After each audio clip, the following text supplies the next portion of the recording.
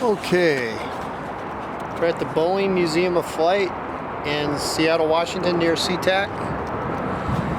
And Tao and Tommy are inside. And I'm getting ready to go, for the first time in my life, on the inside of the B-17, my favorite airplane. And I am pumped. More in a minute.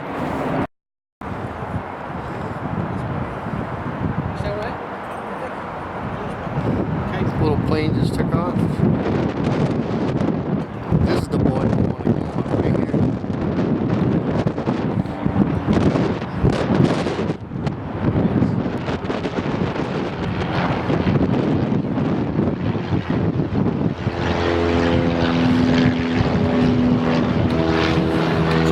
here. Awesome looking airplane. One that helped us win World War II.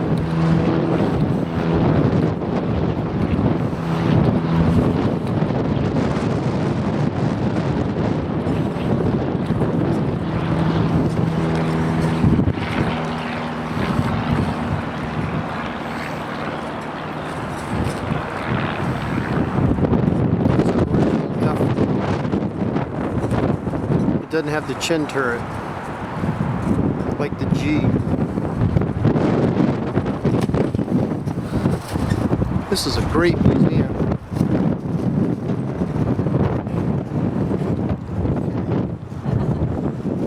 Let's go in and see.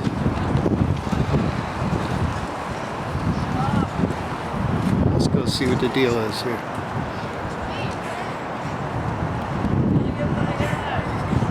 Okay, Maryland. Yeah. So we're gonna get the grand tour of the B-17.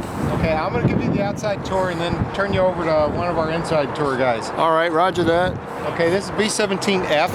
Yep. All of the ones you see flying around are Gs. Yep. I don't know if you know the difference or not. I do. The G has the chin turret, right. The F doesn't. This particular airplane was built in February of 1943. Wow. It was built at Boeing Plant 2 just up the road here, about 2 miles. Okay. In January of 44, they flew it to England.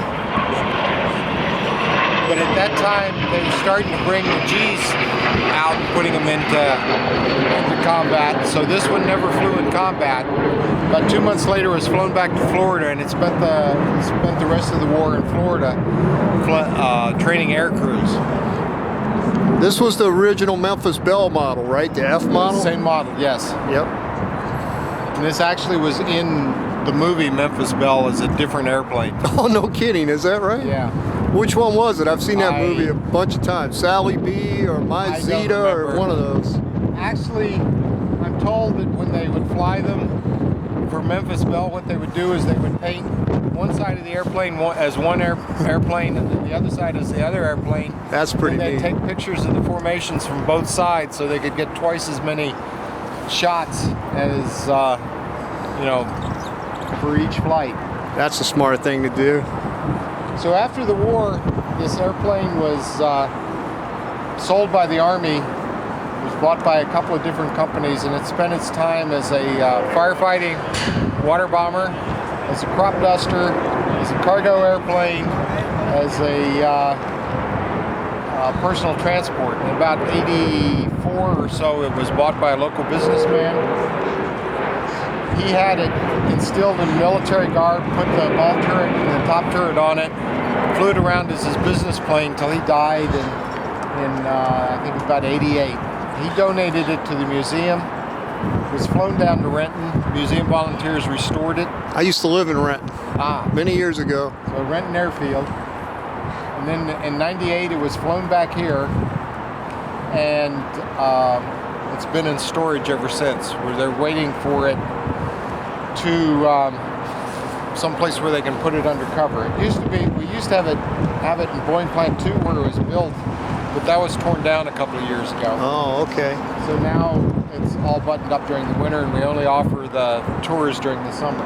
So it stays outside year-round?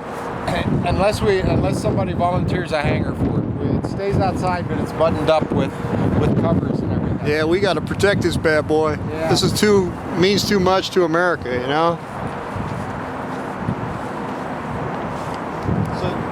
airplane had 10 crew members.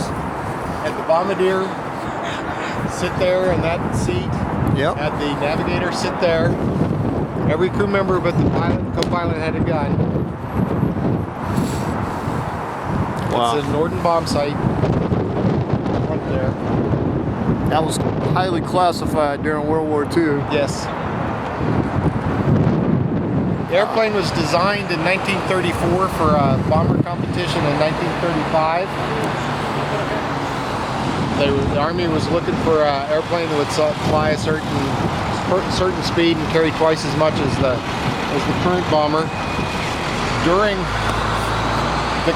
During the competition, the Army test pilot took off, but he forgot to take the elevator locks out. He crashed, destroyed the airplane and the crew. So, because it crashed during testing, it didn't win the competition. And the plane that won the competition and became the Army's standard overseas bomber was a bomber version of the Douglas DC-2, which was the B-18. I'd like to point out the P-12 was the frontline fighter at the time of that competition was going on. Gee whiz, boy. Biplane. That's going way back to World War I. And between the war. You just think that how much airplanes were changing. That in 34 they were flying biplanes. This airplane was built in 43. Our B-29 that's covered on the other side of this B-47. What? You got a B-29 also? Yeah. Because the Fifi's the only one in the whole world that flies. I've Right. seen it at the World War II Air Show last year in Reading, Pennsylvania. So that was our B-29 was built in 44. Okay. That B-47 went into service in 47 or 48. I'm not real sure. So the difference between 5 years difference between those airplanes. Wow, that's amazing. The purpose of a turbocharger, the air gets thinner as you go higher, so the performance goes down. The engine's not going to have enough air. I never knew that these things spoke like that on the supercharger.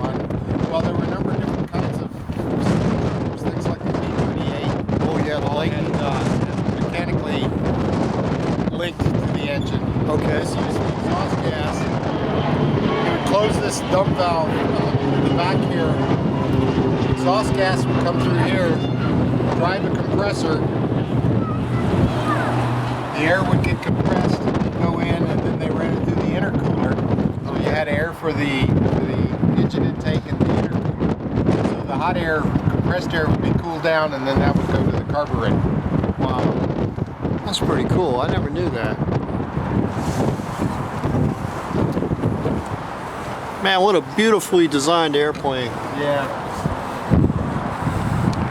So the other crew members, pilot, co-pilot, crew chief sat up, operated the top gun. The radio operator sat behind that window. You had the ball gunner and the ball gun. You had two race gunners and the tail gunner. Wow. And this had the original open windows on the side. Yep. Before they fixed it on the G model. That must have been horrible conditions for the guys up there at altitude, Yeah, well, it was unpressurized. This is crew members in the waist position. Wow. And the things those guys went through for us is unbelievable. And with the ball gunner, that's the position for the lower ball turret. Okay. So I get my left leg for these. So Gunner would sit in there. You look down here, you got can your see seat there. where the He up in stirrups here. That's pretty cool. He's looking between his feet to aim the gun. I got oil. That's amazing that they were able to fit in there. it goes To get into it, 360 degrees they would around like this, rotate and it the can gun take straight the down, guns and move and them down they would like open up the hatch, and then he would step down that. Well, from it's inside. turning Unbelievable. because the guy's sitting there. He had 10 50 caliber machine guns, Browning M2. I thought it had 12. Wasn't it 12? The G had 12. Oh, you're right. I'm sorry. That's right. And 13 with the radio operator if necessary. Yeah, But the 10 for this one is counting the Wow. operator. That's right. This thing had 10. In ours, the 50 caliber is located in this. See, muscle the airplane. If it got damaged. Whereas the other guys, And I know there was a difference in the tail section too. The G model had the Cheyenne turret. It was a little shorter. Some of them actually. did. The Cheyenne turret was, the original G didn't have it, but the Cheyenne turret, it got its name because Cheyenne was a refit place, and they came up with the turret and started adding them on after they came off the assembly line. Okay, in Wyoming, right? Yeah. Okay. Typically what they did was they built the airplanes here, then they would fly them to a refit place, and all the little things that came up, they would actually refit onto the bombers rather than shutting down the line. I see. Okay, and keep them rolling, huh? Keep them rolling out, and then just send them out to be fixed. So this is the tail gunner position, twin 50 caliber machine guns. His position is sitting on his knees with the guns down here.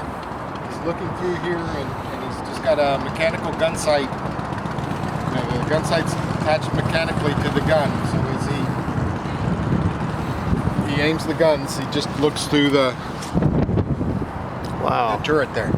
The G with the ball turret actually had a glass sight, if I know correctly. Oh, look Get at out of that. there. Huh. If you want, you can kind of look inside. Yeah, you can see absolutely. the old style bicycle seat that he would rest on. Wow. That's amazing. Now, when he was in there, he didn't have room to wear his parachute. So he had to bail out. He would have to climb forward, put his parachute on, and then he had a hatch down below the. You can see the little silver knob for the hatch. And that's where he'd bail out? That he could bail out there, or if he had time, he could climb up and bail out further on. Airplane, notice the fabric covered control surfaces. That was to keep the weight down because the airplane was strictly cable driven. There was no power assist on the controls at all. What was it that kept the weight down? They covered in fabric rather than, yeah, don't tap them. But That's you fabric? can see yeah, you can see the, Oh my goodness. Holy smokes, I didn't know that. like an old style fabric and dope. A lot of World War II airplanes had that. This is awesome.